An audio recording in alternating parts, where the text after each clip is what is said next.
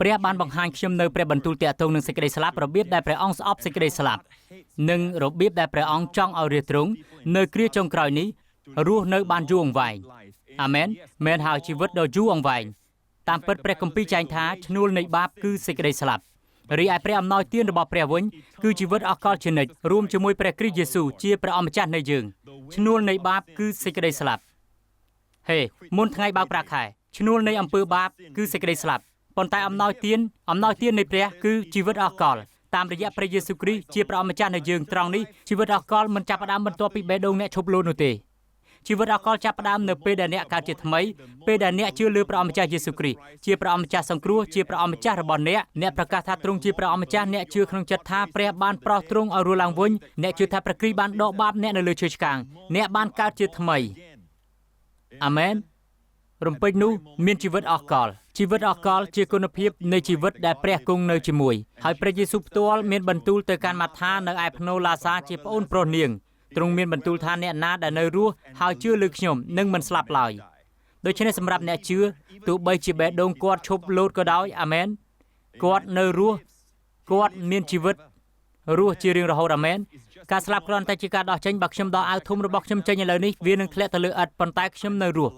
អាមែនដូច្នេះការស្លាប់គ្រាន់តែជាការដោះរូបកាយដែលពុករលួយចេញប៉ុណ្ណោះហើយព្រះគម្ពីរក៏ចែងដូច្នោះដែរតាមរយៈការលើកឡើងបើព្រះយេស៊ូវយាងមកសម្រាប់យើងហើយយើងមិនបានឃើញសេចក្តីស្លាប់ទេអាមែនឬបើយើងដោះចេញនៅសាច់ឈាមដែលតែងតែស្លាប់របស់យើងព្រះគម្ពីរចែងថាយើងនឹងបានស្លៀកពាក់អាមែនជាមួយនឹងរូបកាយដ៏រុងរឿងដែលមិនរលួយហើយនោះជាអ្វីដែលយើងទន្ទឹងរង់ចាំជាការលើកឡើងពេលព្រះយេស៊ូវយាងមករកយើងព្រះគម្ពីរចែងថាចូលងើបមុខឡើងសេចក្តីប្រោសលោះរបស់អ្នកហើយសេចក្តីប្រោសលោះនោះជាការប្រោសលោះខាងរូបកាយអ្នកដូច្នេះបងប្អូន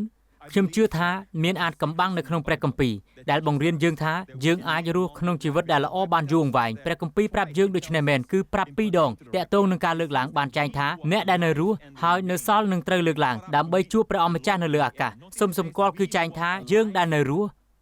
ជារឿងមួយនៃអ្នករស់ដោយអ្នកមានអាយុ10ឆ្នាំអាមែនអ្នកនៅក្មេងអ្នកអាយុ20ឆ្នាំអ្នកអាយុ30ឆ្នាំប៉ុន្តែមានរឿងមួយទៀតត្រូវរស់នៅឡើយការរស់នៅត្រូវមានកម្លាំង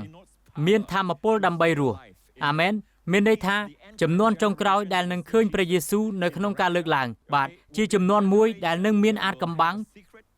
ដើម្បីយកឈ្នះក្តីស្លាប់អាមែនសរសើរព្រះអង្គអាមែនខ្ញុំជឿអញ្ចឹងខ្ញុំជឿថាយើងត្រូវបើកចំហចំពោះអ្វីដែលព្រះកំពុងធ្វើនៅពេលនេះហើយមានចែកម្ដងទៀតយើងរាល់គ្នាដែលនៅរស់ហើយនៅរហូតដល់ការយាងមករបស់ព្រះអម្ចាស់នឹងមិននាំមុខពួកគេដែលបានទៅពីមុនអាមែនពួកគេនឹងឡើងមុនហើយយើងនឹងត្រូវលើកឡើងជាមួយគ្នាដើម្បីជួបព្រះអម្ចាស់នៅលើអាកាសហាឡេលូយ៉ាបន្ទាប់មកវាធ្វើឲ្យយើងសួរសំណួរហេតុអ្វីបានជាយើងមើលឃើញថាក្តីស្លាប់ងាយយកជីវិតអ្នកជឿហេតុអ្វីក្តីស្លាប់ងាយយកជីវិតអ្នកជឿដូច្នេះឥឡូវនេះខ្ញុំមិននិយាយអំពីមនុស្សបែបលោកីទេអាមែនច្បាស់ណាស់ឈ្នួលនៃបាបគឺសេចក្តីស្លាប់ប៉ុន្តែអ្នកជឿដែលមានជីវិតអស់កលនៅក្នុងពួកគេមិនគួរជួបរឿងនេះទេអាមែនត្រង់នេះខ្ញុំមិនអះអាងថាដឹងទាំងអស់ទេប៉ុន្តែអ្វីដែលខ្ញុំដឹងខ្ញុំនឹងចែកចាយជាមួយអ្នកអាមែនហើយមានអ្វីមួយដែលព្រះបានបង្ហាញខ្ញុំគ្រាន់តែចង់ផ្ដល់ពរដល់អ្នកព្រះគម្ពីរប្រាប់យើងយ៉ាងច្បាស់នៅក្នុងបទគម្ពីរនោះពរណកិច្ចនៃក្តីស្លាប់ត្រូវបានចារនិងឆ្លាក់លើថ្ម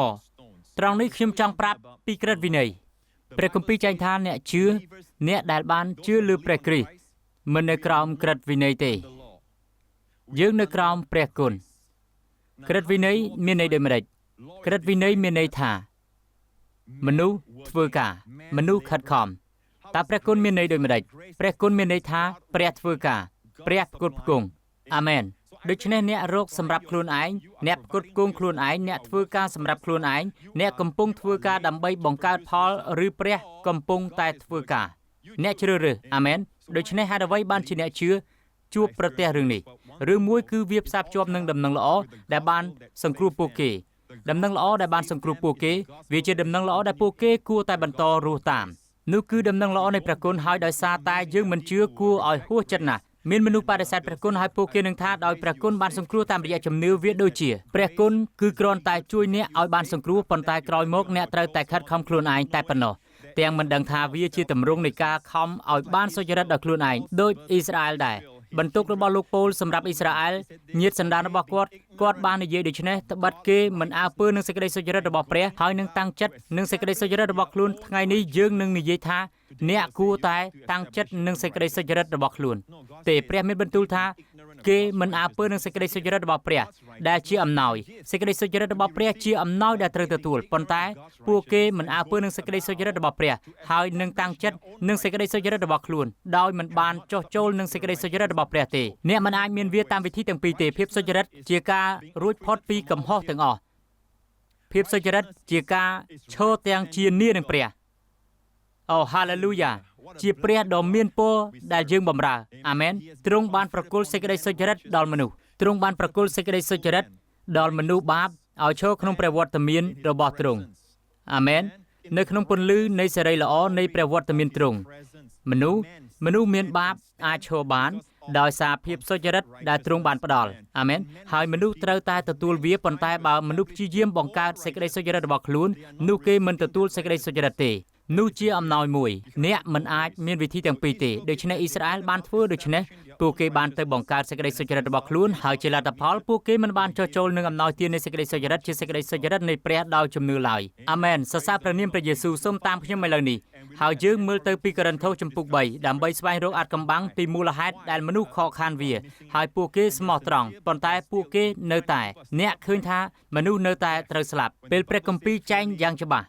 យើងបានរួចខ្លួនហើយ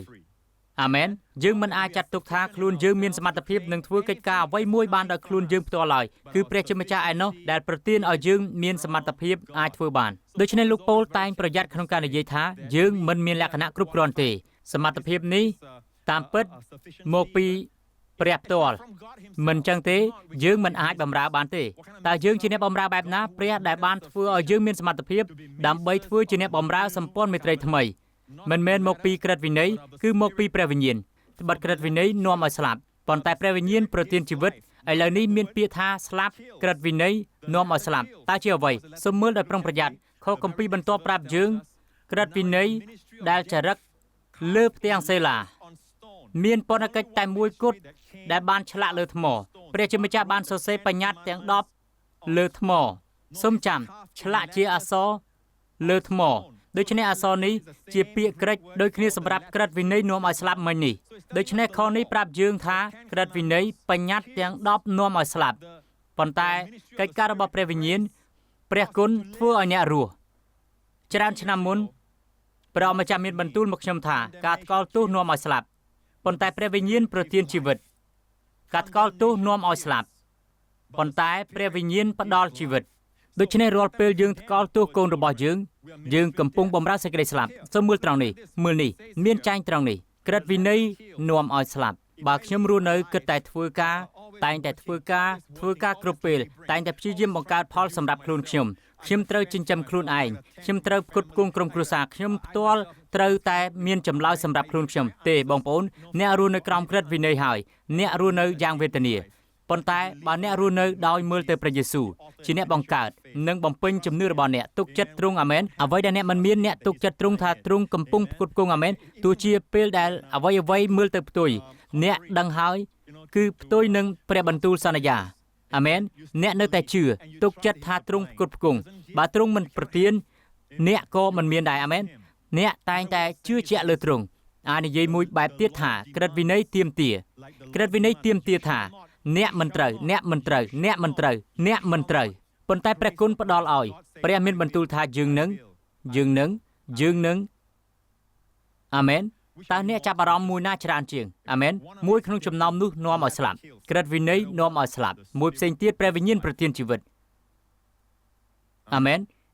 ដូច្នេះត្រង់នេះចែងថាវិន័យនាំឲ្យស្លាប់ប៉ុន្តែព្រះវិញ្ញាណផ្ដល់ជីវិតហើយខបន្ទាប់ខទី7ចែងថាប្រសិនបើមុខងារបម្រើដែលបណ្ដាលឲ្យស្លាប់តើអ្នកស្គាល់ការបម្រើទេការបម្រើមានន័យថាអ្នកតែងតែបម្រើអ្នកផ្ដល់ឲ្យអ្នកកំពុងចូលរួមធ្វើការបម្រើនេះគឺនាំឲ្យស្លាប់ជាមួយនឹងក្រឹតវិន័យដែលនាំឲ្យស្លាប់ការមានវិន័យមិនខុសទេវិន័យគឺល្អឥតខ្ចោះប៉ុន្តែព្រោះតែច្បាប់ល្អឥតខ្ចោះនឹងហើយពេលដែលមិនឃើញភាពល្អឥតខ្ចោះអាមែននៅក្នុងអ្នកដែលទទួលទេវាមិនអាចទេប៉ុន្តែនៅតែពិតសម្រាប់ខ្លួនវាហើយនាំឲ្យមានបណ្ដាសាមានសេចក្តីស្លាប់ដូច្នេះនោះជាគោលបំណងនៃវិន័យហើយយើងត្រូវចាំទុកក្នុងចិត្តខ្ញុំមិនចង់ប្រញាប់ពន្យល់រឿងនេះទេខ្ញុំគ្រាន់តែចង់បង្ហាញអ្នកនៅក្នុងគម្ពីរថាអ្នកជឿជាច្រើននៅតែឈរខាងនេះ អាមែនហើយពួកគេឆ្ងល់ថាអ្វីបានជាសេចក្តីស្លាប់នៅក្នុងអារម្មណ៍របស់គេសេចក្តីស្លាប់កំពុងធ្វើការនៅក្នុងគំនិតរបស់ពួកគេសេចក្តីស្លាប់កំពុងធ្វើការនៅក្នុងទំនាក់ទំនងរបស់គេសេចក្តីស្លាប់ធ្វើការក្នុងខ្លួនរបស់ពួកគេសេចក្តីស្លាប់កំពុងធ្វើការក្នុងជីវិតរបស់គេហើយអ្វីបានជាដូច្នេះហើយអ្នកប្រាប់ពួកគេថាដកក្រិតវិន័យចេញទៅគេនឹងនិយាយថារបស់ពិសិដ្ឋណាស់តើឲ្យដកចេញយ៉ាងម៉េចបានបងប្អូនអើយខ្ញុំមិននិយាយថាពេលអ្នកដកវិន័យចេញអ្នកនឹងក្លាយជាមនុស្សគ្មានវិន័យទេទោះទៅអ្នកនឹងក្លាយជាមនុស្សគ្មានវិន័យសូមស្ដាប់ពេលព្រះយេស៊ូវមានបន្ទូលថាយកថ្មចេញពីភ្នូឡាសាពួកគេភ័យខ្លាចព្រោះមនុស្សបានស្លាប់4ថ្ងៃហើយបងស្រីនិយាយថាដល់ពេលនេះគាត់មានក្លិនស្អុយប៉ុន្តែព្រះយេស៊ូវមានបន្ទូលថាខ្ញុំជាការរស់ឡើងវិញហើយជាជីវិតយកថ្មចេញឥឡូវនេះតាមទំនាយក្នុងគ្រប់សកម្មភាពតែងតែមានអត្ថន័យព្រះគម្ពីរមានពេញដោយអត្ថន័យគ្រប់ចលនាគ្រប់កាយវិការរបស់ព្រះយេស៊ូវគឺមានចេតនាទ្រង់បង្គាប់ថាយកថ្មចេញជាមុនសិនអាមែនឥឡូវនេះអ្នកដឹងហើយថាព្រះយេស៊ូវបានឆ្លងកាត់សូម្បីតែលំហនិងអ្វីៗទាំងអស់នៅបន្ទប់ជាន់លើប៉ុន្តែទ្រង់មានបន្ទូលថាយកថ្មចេញសូមស្ដាប់ខ្ញុំបងប្អូនផ្ទាំងថ្មគឺជាបញ្ញា10ប្រការវាត្រូវបានសរសេរដោយម្រាមដៃរបស់ព្រះហើយព្រះមានបន្ទូលថាយកថ្មចេញព្រះយេស៊ូវមានបន្ទូលថាយកថ្មចេញឥឡូវនេះវាអាស្រ័យលើថាតើអ្នកនឹងយកថ្មចេញពីសាច់ឈាមដែលស្អុយទេឬក៏យកថ្មចេញពីមនុស្សម្នាក់ដែលរស់ឡើងវិញធ្វើឲ្យមានភាពខុសគ្នាទាំងអស់បើអ្នកយកក្រិតវិន័យចេញពីមនុស្សយកចេញពីសាច់ឈាមដែលស្អុយនោះក្លិនស្អុយនឹងចេញមកបាទប៉ុន្តែបើអ្នកដកវិន័យចេញពីអ្នកដែលមានព្រះវិញ្ញាណបរិសុទ្ធវិញ្ញាណដែលរស់ឡើងវិញអាមែនយើងទាំងអស់គ្នាមានវិន័យដែលរស់ឡើងវិញហាឡេលូយ៉ាដកក្រិតវិន័យចេញយើងបង្ហាញសេរីរុងរឿងនៃការរស់ឡើងវិញអាមែនហាឡេលូយ៉ាអរគុណព្រះយេស៊ូវដូច្នេះសូមតាមខ្ញុំមើលទៅកាឡាទីចំពុក3ចែងត្រង់ន័យថាអ្នកពឹងផ្អែកលើការប្រព្រឹត្តតាមក្រឹតវិន័យនោះវិញគេត្រូវបណ្ដាសាហើយបងប្អូនអានម្ដងទៀតអ្នកពឹងផ្អែកលើការប្រព្រឹត្តតាមក្រឹតវិន័យនោះវិញគេត្រូវបណ្ដាសាហើយមិននិយាយថាអ្នកធ្វើខុសក្រឹតវិន័យទេយើងបានសន្មតហើយអានវានៅក្នុងខនេះចែងថាពេលដែលអ្នករាល់គ្នាប្រព្រឹត្តតាមក្រឹតវិន័យពេលដែលអ្នកប្រកាន់ជំហររបស់អ្នកសម្រាប់ភាពសុចរិតរបស់អ្នកសម្រាប់ការរាប់ជាបរិសុទ្ធរបស់អ្នកសម្រាប់ព្រះពររបស់អ្នកក្រោមក្រឹតវិន័យអ្នកពឹងផ្អែកលើវិន័យខាងក្នុងអ្នកពឹងផ្អែកលើវិន័យអ្នកតស៊ូដើម្បីវិន័យអ្នកឈរមាំក្នុងវិន័យព្រះគម្ពីរចែងថារំពេចនោះអ្នកស្ថិតនៅក្រោមបណ្ដាសាត្បិតអស់អ្នកដែលពឹងផ្អែកលើការប្រព្រឹត្តតាមក្រឹតវិន័យស្ថិតនៅក្រោមបណ្ដាសាហើយនេះគឺប្រយោគបច្ចុប្បន្នបន្តជាក្នុងភាសាក្រិកប្រយោគត្រង់នេះគឺបច្ចុប្បន្នកាលហើយបើអ្នកគិតអំពីវាគាត់បានសរសេរទៅកាន់អ្នកជឿដូច្នេះសូម្បីតែអ្នកជឿដែលមិនស្ថិតនៅក្រោមបណ្ដាសាក៏អាចមកនៅក្រោមបណ្ដាសាបានពេលដែលពួកគេត្រឡប់ទៅរកក្រឹតវិន័យពួកគេស្ថិតនៅក្រោមបណ្ដាសាហើយពួកគេឆ្ងល់ថាហេតុអ្វីបានជាខ្ញុំមិនឃើញការផ្គត់ផ្គង់របស់ព្រះហេតុអ្វីបានជាខ្ញុំមិនឃើញព្រះបន្ទូលសន្យាសម្រេចក្នុងជីវិតខ្ញុំហេតុអ្វីបានជាខ្ញុំមិនឃើញជីវិតផុសឡើងនៅក្នុងនឹងតាមរយៈខ្ញុំទាំងដែលព្រះយេស៊ូវបានសន្យាថាផ្ដល់ជីវិតជាជីវិតពេញបរិបូរណ៍ឬឯណាទៅនៅពេលដែលដាក់បណ្ដាសាលើនរណាម្នាក់វាហាក់ដូចជាអ្វីៗទាំងអស់ដែលពួកគេធ្វើត្រូវបង្កកវាដូចជាព្រះគម្ពីរបានចែងនៅក្នុងយេរេមៀអ្នកដែលទទួលព្រះពរសំបីតែនៅពេលរាំងស្ងួតហើយនេះជាពេលរាំងស្ងួតក្នុងពិភពលោកសប្តាហ៍ថ្ងៃមែនទេទោះបីជាពេលរាំងស្ងួតក៏ដោយព្រះគម្ពីរចែងថាគឺគេនៅតែបង្កើតផ្លែផ្កាដដែលអ្នកដែលមានពរប៉ុន្តែអ្នកដែលត្រូវបណ្ដាសាព្រះគម្ពីរបានចែងថាជននោះនឹងមិនជួបសុភមង្គលឡើយទោះជាការល្អមកដល់ក៏មិនបានជួបដែរបងប្អូននោះមូលហេតុដែលការរអ៊ូរទាំគឺជាសញ្ញារបស់មនុស្សអ្នកដឹងហើយខ្ញុំមិនចង់និយាយថាពួកគេស្ថិតនៅក្រោមបណ្ដាសាទេខ្ញុំគ្រាន់តែនិយាយថាវាតែងតែជារបៀបរស់នៅដែលត្រូវបណ្ដាសាគឺពួកគេបែបហ្នឹងអ្នកដឹងទេពួកគេជាមនុស្សដែលតែងតែមើលឃើញបញ្ហាសម្រាប់គ្រប់ដំណោះស្រាយអ្នកតែងតែអាចទុកចិត្តពួកគេក្នុងការរកឃើញបញ្ហាសម្រាប់គ្រប់ដំណោះស្រាយអាមែនអ្នកប្រាប់ពួកគេពីដំណោះស្រាយពួកគេនឹងព្យាយាមស្វែងរកបញ្ហាតែងតែមានអ្វីអវិជ្ជមានមកនិយាយសម្រាប់ប្រទេសយើងក៏ដោយសូមចាប់ផ្ដើមប្រកាសសេចក្តីល្អក៏ចាប់ផ្ដើមឃើញសេចក្តីល្អអបអរសាទរដល់ជាតិយើងអាមែនសរសើរព្រះអង្គដូច្នេះមនុស្សល្អជនដែលមានពរនោះព្រះគម្ពីរចែងថា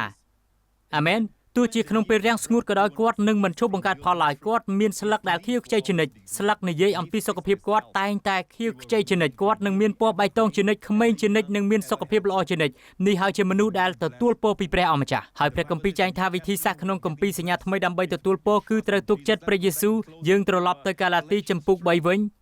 ចែងត្រង់នេះថា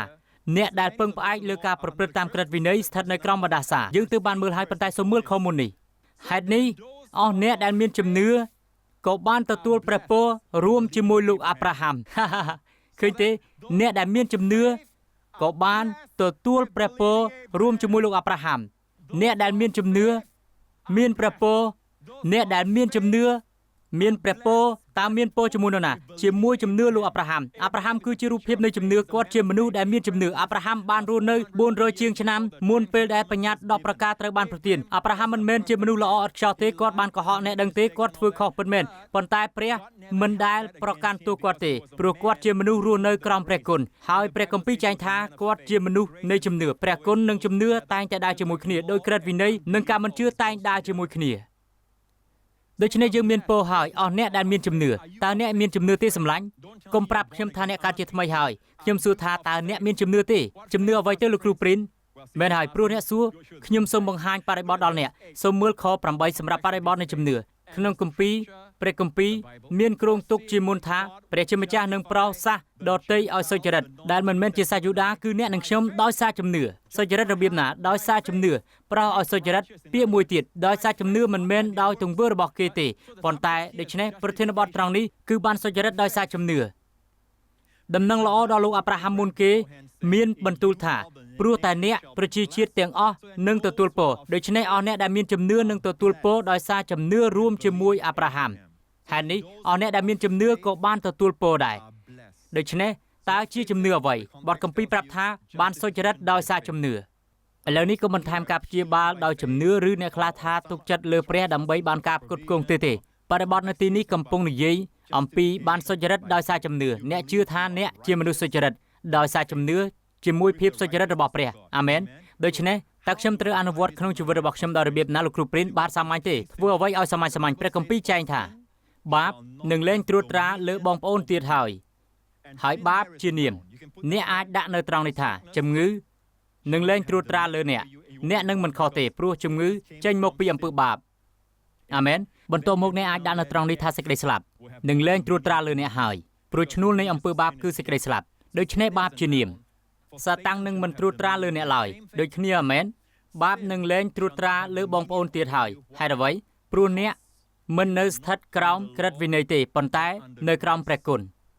ប៉ុន្តែតើយើងពិតជាស្ថិតនៅក្រោមព្រះគុណមែនឬបងប្អូនដឹងទេពេលខ្លះអ្នកនៅក្នុងគំនិតរបស់យើងគ្មាននរណាម្នាក់អាចមើលឃើញប៉ុន្តែតាមពិតយើងស្ថិតនៅក្រោមក្រឹតវិន័យហើយគ្មាននរណាដឹងទេហើយក្រោយមកអ្នកដឹងទេមាននរណាម្នាក់ប្រព្រឹត្តអំពើបាបដែលភ្ញាក់ផ្អើលនោះពួកគេចាប់ផ្ដើមតើមានអ្វីកើតឡើងចំពោះគាត់គឺជាជំនួយដ៏ល្អម្នាក់អ្នកដឹងហើយគាត់ស្រឡាញ់ព្រះគាត់និយាយអំពីព្រះគម្ពីរគ្រប់ពេលអ្នកដឹងទេប៉ុន្តែបងប្អូនខាងក្នុងចិត្តគាត់ស្ថិតនៅក្រោមវិន័យអ្នកនឹងមិនដែលដឹងរឿងនោះទេអ្នកនឹងមិនដែលដឹងទេដូច្នេះរាល់ថ្ងៃត្រូវសួរខ្លួនឯងពេលដែលអ្នកចាប់ផ្ដើមមានអារម្មណ៍ព្រួយចិត្តអ្នកចាប់ផ្ដើមមានអារម្មណ៍សង្ស័យវាចាប់ផ្ដើមចូលក្នុងចិត្តអ្នកឬការភ័យខ្លាចការព្យាយាមបញ្ឈប់អ្នកសុំឈប់ហើយសួរខ្លួនឯងតើខ្ញុំទើបតែគិតអ្វីអាមែនតើខ្ញុំគិតថាខ្ញុំត្រូវតែផ្ដោតចម្លើយទេខ្ញុំមានរឿងច្រើនណាស់ដែលត្រូវធ្វើតើខ្ញុំមានគំនិតទាមទារទេតើខ្ញុំទាមទារពីខ្លួនឯងទេមិនប្លែកទេដែលខ្ញុំមិនចេះអត់ធ្មត់ជាមួយមនុស្សជាទីស្រឡាញ់ជាមួយសមាជិកគ្រួសារព្រោះអ្វីដែលខ្ញុំទាមទារពីខ្លួនខ្ញុំនឹងទាមទារពីពួកគេដែរហេតុអ្វីបានជាខ្ញុំទាមទារពីខ្លួនខ្ញុំព្រោះខ្ញុំគិតថាព្រះជាម្ចាស់ក៏ទាមទារនៅក្នុងគំនិតរបស់ខ្ញុំព្រះកំពុងទាមទារពីខ្ញុំដូច្នេះខ្ញុំទាមទារពីខ្លួនឯងហើយខ្ញុំក៏ទាមទារពីមនុស្សជាទីស្រឡាញ់និងពីសមាជិកគ្រួសារខ្ញុំដែរដូច្នេះមានអ្នកកាន់សាសនាហើយនៅឆាវច្រឡោតភាពតានតឹងគឺជាសុចនាករដ៏ល្អអាមែនភាពតានតឹងការភ័យខ្លាចការមានការភ័យខ្លាចក្នុងផ្នែកមួយចំនួនមិនថាជាសុខភាពរាងកាយឬមិនថាជាកូនម្នាក់ដែលអ្នកព្រួយបារម្ភមិនថាជាលុយកាក់អាមែនជាពិសេសក្នុងអំឡុងពេលនេះអ្នកដឹងទេខ្ញុំគ្រាន់តែចង់ឲ្យអ្នកដឹងរឿងមួយការភ័យខ្លាចបញ្ឈប់អ្នកបានព្រោះតែការគិតរបស់អ្នកអាមែនការគិតដែលមិនត្រឹមត្រូវពាក្យម្យ៉ាងទៀតអ្នកនៅតែគិតរបៀបចាស់ដដែលដូចអ្នកមិនមានព្រះអង្គសង្គ្រោះដោយអ្នកមិនមានព្រះបិតានៅស្ថានសួគ៌ដូច្នេះអ្នកត្រូវតែបញ្ឈប់ការគិតនោះឥឡូវនេះកុំព្យាយាមដោះស្រាយការភ័យខ្លាចបញ្ឈប់ការគិតខុសអាមែនហើយចាប់ផ្ដើមសួរខ្លួនឯងថាតើព្រះធ្លាប់ធ្វើឲ្យខ្ញុំខកចិត្តទេអាមែនតើព្រះធ្លាប់ផ្គត់ផ្គង់ខ្ញុំទេតើព្រះធ្លាប់បានប្រោសខ្ញុំទេអាមែនហើយការផ្គត់ផ្គង់របស់ព្រះនៅតែមកតាមខ្ញុំចង់ឃើញទ្រង់ជាព្រះដែលចង់ប្រទានឲ្យច្រើនជាងខ្ញុំចង់ទទួលខ្ញុំចង់ឃើញទ្រង់ជាព្រះដែលផ្គត់ផ្គង់ធំជាងតម្រូវការតែងតែបែបនេះបន្ទាប់ពីទ្រង់បំពេញការស្រេកឃ្លានរបស់អ្នកអាមែនហើយនៅសល់12ល្អីការផ្គត់ផ្គង់របស់ទ្រង់តែងតែលើសអាមែនតម្រូវការរបស់អ្នក ឬសំបីតែការរំពឹងទុករបស់អ្នកក៏ដោយទ្រង់តែងតែឆ្លើយតបទេទ្រង់ឆ្លើយតបលើសពីការអធិដ្ឋានរបស់យើងព្រះគម្ពីរចែងថានឹងឆ្លើយតបយើងក្នុងអេភេសូលើសពីអ្វីដែលយើងទូលសុំឬគិតប្រសិនបើព្រះឆ្លើយតបលើសពីអ្វីដែលយើងសុំឬគិតនោះដូច្នេះចូលទូលសុំសម្រាប់រឿងធំៗហើយអនុញ្ញាតឲ្យទ្រង់ធ្វើលើសអាមែនបងប្អូនសរសើរព្រះអង្គដូច្នេះព្រះបិតាដ៏អស្ចារ្យអាមែនព្រះវិញ្ញាណដ៏វិសុទ្ធគង់ក្នុងយើងដើម្បីបង្រៀនយើងអំពីទ្រង់និងអំពីព្រះអម្ចាស់យេស៊ូវហាឡេលូយ៉ារឿងមួយដែលយើងត្រូវដឹងគឺការបែងចែកពាក្យឲ្យបានត្រឹមត្រូវកន្លែងណានៅក្រោមក្រឹតវិន័យនិងកន្លែងណានៅក្រោមព្រះគុណដូច្នេះយើងត្រូវយល់ពីជីវិតដែលយើងត្រូវរស់សពថ្ងៃគ្រប់ពេលដែលអ្នកនៅក្រោមក្រឹតវិន័យហាក់ដូចជាការផ្គត់ផ្គង់ត្រូវបានបង្កកគ្មានការផ្គត់ផ្គង់សុខភាពត្រូវបង្កកប៉ុន្តែពេលអ្នកនៅក្រោមព្រះគុណសុខភាពនឹងល្អឡើងការផ្គត់ផ្គង់មកឥតឈប់ឈរអាមែនហាក់ដូចជាមានសន្តិភាពនៅក្នុងចិត្តអ្នកពេលអ្នកចាប់ផ្ដើមគិតត្រឹមត្រូវអាមែននៅពេលដែលអរិយប្រាប់អ្នកដឹងហើយការឈឺចាប់ដែលអ្នកមានក្នុងខ្លួនរបស់អ្នកមែនបានហើយវាគួរតែបែបនេះគួរតែបែបនោះសូមតបវិញថាព្រះកំពុងផ្គត់ផ្គង់សុខភាពដល់ខ្ញុំអាមែនគ្មានការឈឺចាប់ទេឯងកុហកអាមែនអាមែនការសង្ស័យរបស់អ្នកអាមែនសូមចាប់ផ្ដើមជឿលើព្រះបន្ទូលព្រះនិងការសន្យារបស់ទ្រង់សរសើរព្រះអង្គអាមែនសរសើរព្រះនាមព្រះយេស៊ូវហាឡេលូយ៉ាព្រះយេស៊ូវមានបន្ទូលថាទ្រង់ស្រឡាញ់មនុស្សលោកដល់ម្ល៉េះដូច្នេះទ្រង់បានប្រទានព្រះរាជបុត្រាតែមួយដល់អស់អ្នកណារួមទាំងអ្នកដែរអស់អ្នកណាដែលជឿលើទ្រង់មិនត្រូវវិនាសឡើយគឺមានជីវិតអស់កលជានិច្ចសូមអធិដ្ឋានជាមួយខ្ញុំអាមែនព្រមទេ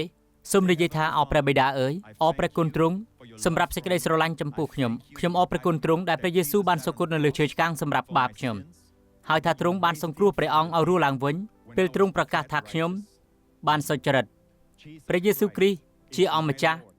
ជាព្រះអង្គសង្គ្រោះនិងជាព្រះរបស់ខ្ញុំអរព្រះគុណព្រះបិតាឥឡូវនេះខ្ញុំបានសង្គ្រោះខ្ញុំបានកើតជាថ្មីហើយខ្ញុំមានព្រះជន្មនិងលក្ខណៈរបស់ទ្រង់ក្នុងខ្ញុំសូមបង្រៀនខ្ញុំតាមមាគ៌ាទ្រង់មាគ៌ានៃព្រះគុណអរព្រះគុណទ្រង់ដែលស្រឡាញ់ខ្ញុំហើយខ្ញុំទន្ទឹងរង់ចាំព្រះអង្គទៅកាន់ជីវិតនៃការសម្រាកក្នុងព្រះគ្រីស្ទដែលទ្រង់តែងតែផ្គត់ផ្គង់ដែលទ្រង់តែងតែប្រទានពរដែលទ្រង់តែងការពារ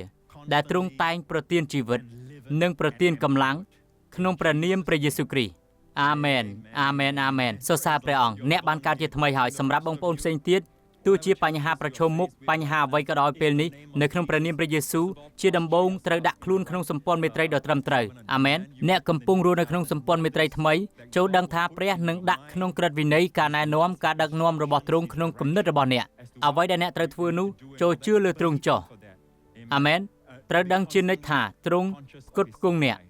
អាមែនហើយខ្ញុំអធិដ្ឋានសម្រាប់អ្នកក្នុងព្រះនាមព្រះយេស៊ូវប្រសិនបើមានអ្នកបាត់បង់ការងារខ្ញុំអធិដ្ឋានក្នុងព្រះនាមព្រះយេស៊ូវថាការផ្គត់ផ្គង់របស់ព្រះនឹងគ្របដណ្ដប់លើតម្រូវការអ្នកសូមឲ្យការងារនាពេលអនាគតនិងការងារដែលអ្នកទទួលបានតាមរបៀបដ៏ល្អអ្នកនឹងទទួលពរតាមរយៈការងារនោះហើយការផ្គត់ផ្គង់នឹងអស្ចារ្យក្នុងជីវិតអ្នកក្នុងព្រះនាមព្រះយេស៊ូវអាមែនអាមែនអាមែនសរសើរព្រះអង្គហើយខ្ញុំអធិដ្ឋានសម្រាប់ឪពុកម្ដាយទាំងអស់ព្រះអង្គដែលកំពុងមានបញ្ហាជាមួយកូននៅក្នុងព្រះនាមព្រះយេស៊ូវសូមជួយពួកគេសូមប្រទានប្រាជ្ញាដើម្បីឲ្យពួកគេធ្វើតាមព្រះវិញ្ញាណនៅគ្រប់កលៈទេសៈនៃជីវិតរបស់ពួកគេក្នុងព្រះនាមព្រះយេស៊ូវអាមែនហើយខ្ញុំអធិដ្ឋានសម្រាប់អ្នកជំងឺដែលកំពុងមានបញ្ហាក្នុងខ្លួនពេលនេះព្រះវរបិតាអើយសូមទ្រង់ស្រាយការព្យាបាលស្រាយព្រះជន្មទ្រង់និងជីវិតស៊ូអ៊ីក្នុងរូបកាយរបស់ពួកគេហើយបណ្ដេញគ្រប់ជំងឺទាំងអស់ជំងឺមិនអាចមានកន្លែងណាដែលឈឺនោះព្រះគុណនៃការព្យាបាលនឹងបំពេញកន្លែងនោះព្រះគុណនៃការប្រោសឲ្យជាបណ្ដេញរាល់ជំងឺការដុសសាច់ដុំគីឲ្យចេញពីរាងកាយអ្នកក្នុងព្រះនាមនៃព្រះអម្ចាស់យេស៊ូវគ្រីស្ទសូមទទួលការព្យាបាលពីព្រះអម្ចាស់សុខភាពស្ដារឡើងវិញយ៉ាងឆាប់រហ័សក្នុងព្រះនាមព្រះយេស៊ូវអាមែនសរសើរព្រះអង្គ